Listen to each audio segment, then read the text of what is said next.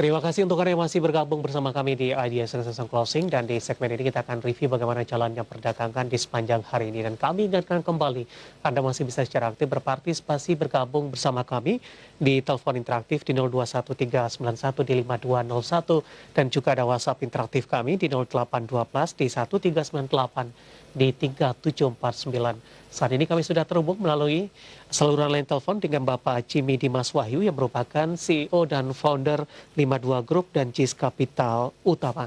Kita akan langsung sapa saja. Pak Jimmy, apa kabar Pak? Halo Selamat Pak Jimmy. sore, luar biasa. Gimana kabar Pak David? Kabar baik juga Pak Jimmy, terima kasih sudah meluangkan waktu di IDX Channel. Di sepanjang perdagangan hari ini, IHSG sempat menyentuh ke level tertingginya di 6.144, kemudian lebih cenderung tertekan Pak Jimmy, meskipun di penutupan sesi kedua, pelemahan yang terjadi sudah mulai terbatas.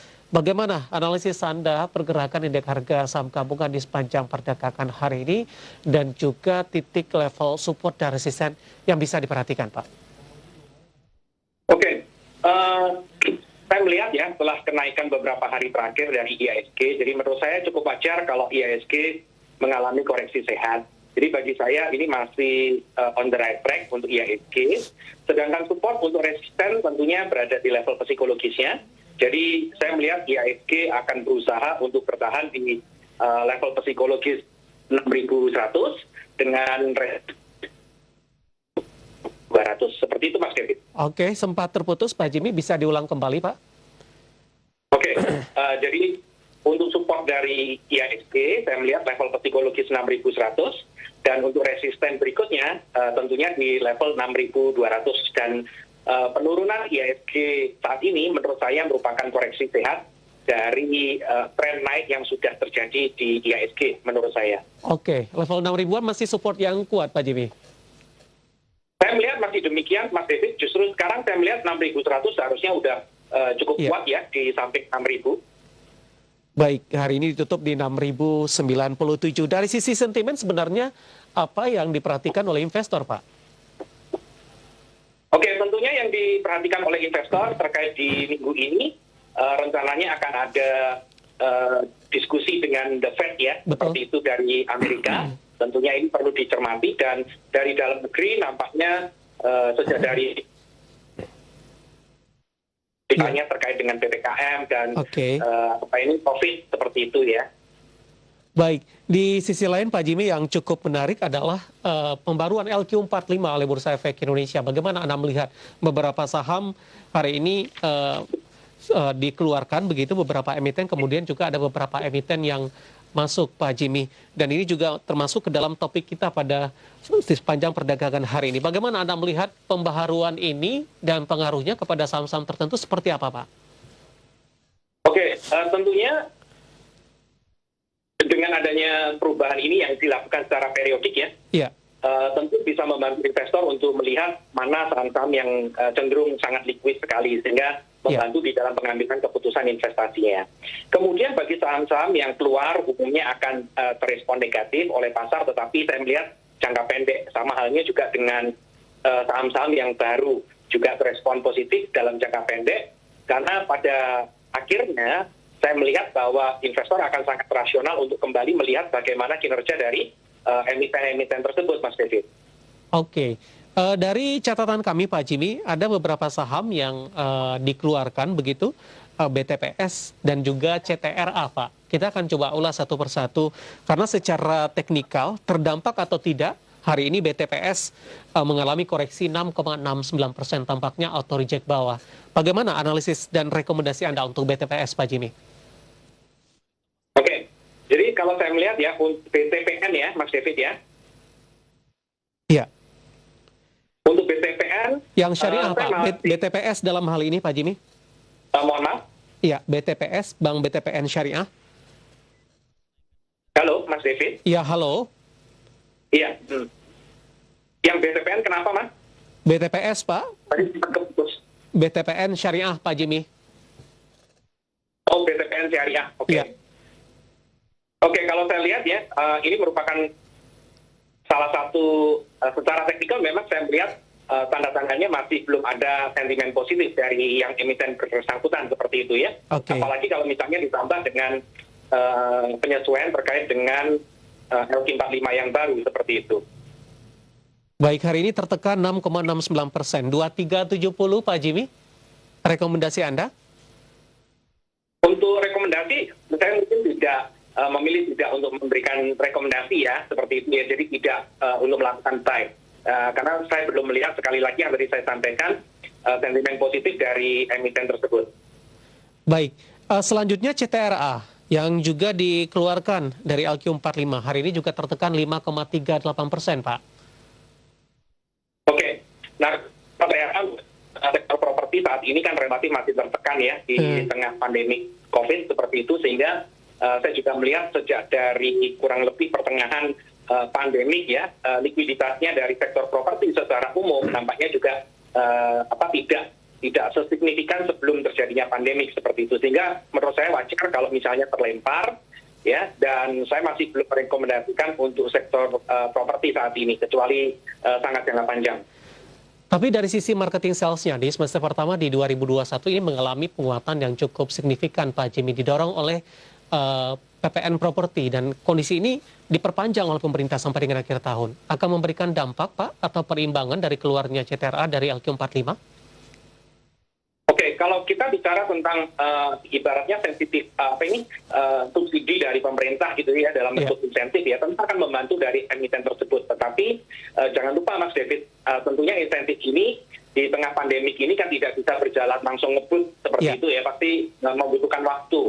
Dan pada akhirnya juga ini akan tercermin di dalam kinerja keuangannya. Nah, saya melihat bahwa untuk sektor properti ini baru perlahan-lahan mulai mengalami pemulihan mungkin di kuartal keempat seperti itu sampai dengan tahun 2022. Oke. Dua saham yang keluar dari LQ45 dan dua saham lagi yang masuk ke dalam LQ45 ada BRPT, Barito Pacific, Pak Jimmy. Di penutupan sesi kedua menguat di 8,70%, ditutup di level 875. Analisis dan rekomendasi Anda untuk BRPT?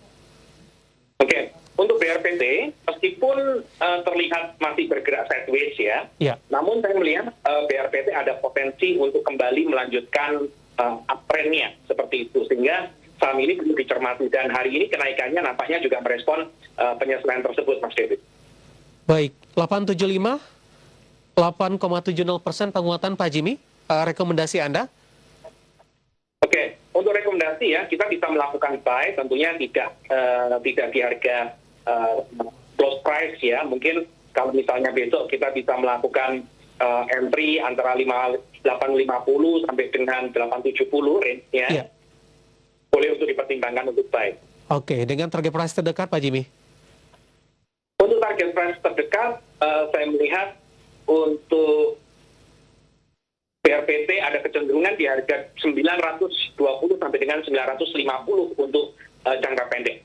Oke, selanjutnya ada TINS, Pak. Juga masuk ke dalam indeks LQ45, tapi di penutupan sesi tertekan 1,20% setelah sebelumnya menguat di level 1.700-an, Pak Jimmy. Analisis Anda untuk TINS?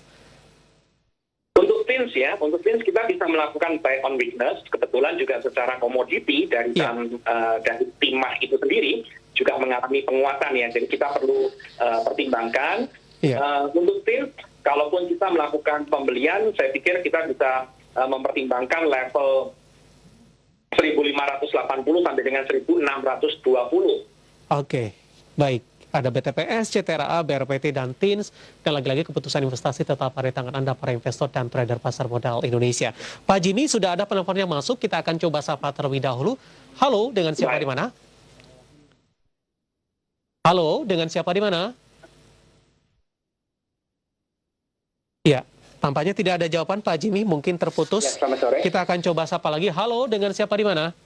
Halo, selamat sore. Hendrik dari Manado. Baik, Pak Hendrik, sudah ada Pak Jimmy. Silakan, Pak. Ya, selamat sore, Pak Jimmy. Selamat sore. Ya, Pak Jimmy. Kebetulan hari ini saya mendapat berita bahwa TINS masuk di sektor LQ45, betul Pak ya? Iya. Pak, untuk analisis dan rekomendasi entry levelnya Pak, karena saya belum punya Pak. Oke, baru ingin masuk ya Pak? Ya, baru mau masuk seperti apa interlevelnya, Pak. Oke, itu saja Pak Hendrik? Itu saja Pak David. Baik, terima kasih Pak Hendrik yang ada di Manado. Sebetulnya kita sudah bahas tadi begitu Pak Jimmy ya. Baru ingin masuk nih Pak, kita review singkat untuk Pak Hendrik yang ada di Manado. Entry direkomendasikan di level berapa dengan koreksi yang terjadi di penutupan sesi kedua hari ini Pak Jimmy? Kita review lagi Pak. Oke, mungkin boleh minta tolong diulang Mas David, karena tadi saya tidak terlalu baik. Ya, Pak Hendrik Manado ingin masuk ke saham TINS Pak dengan pelemahan 1,20%, 16.40, dan TINS juga masuk ke dalam LQ45. Ini bagaimana prospeknya? Oke, untuk prospek saya melihat cukup bagus seiring dengan kenaikan harga komoditi timahnya. Kemudian untuk entry level, kalau misalnya baru akan masuk ya, tadi saya merekomendasikan 1.580 sampai dengan 1.620 akan menjadi level entry yang bagus sekali. Kemudian dengan target harga, ya seharusnya timah mampu untuk kembali ke level 1.700, 1.800 untuk target terdekat. Baik, jawaban untuk Pak Hendrik yang ada di Manado untuk TINS, dan lagi-lagi keputusan investasi tetap ada di tangan para investor dan trader pasar modal Indonesia. Kita akan coba sapa penelpon lagi Pak Jimmy. Halo, dengan siapa di mana? Halo, selamat sore. Iya. Dengan Ibu Nadira di Jakarta. Baik, sudah ada Bapak Jimmy, Ibu. Silakan Ibu. Ya. Selamat sore Pak Jimmy. Saya mau menanyakan saham INKP dan MTK. Saya belum punya. MTEK ya Bu ya? Dan resistennya. Ya. INKP dan MTEK ya Bu? Ya, betul. Oke, baik. Entry level. Terima kasih Ibu Nadira. Ditunggu jawabannya. Pak Jimmy. Halo Pak Jimmy. Ya, Mas David. Ibu Nadira dari Jakarta, ada INKP, kemudian juga ada MTEK ini. Tapi kita hold dulu Pak Jimmy, kita akan jeda. Ibu Nadira minta bersabar sedikit, kita akan jeda terlebih dahulu. Dan pertanyaan di WhatsApp interaktif kami sudah cukup banyak yang masuk. Nanti juga kita akan coba ulas satu persatu. Dan pemirsa kami akan segera kembali usai jeda berikut ini.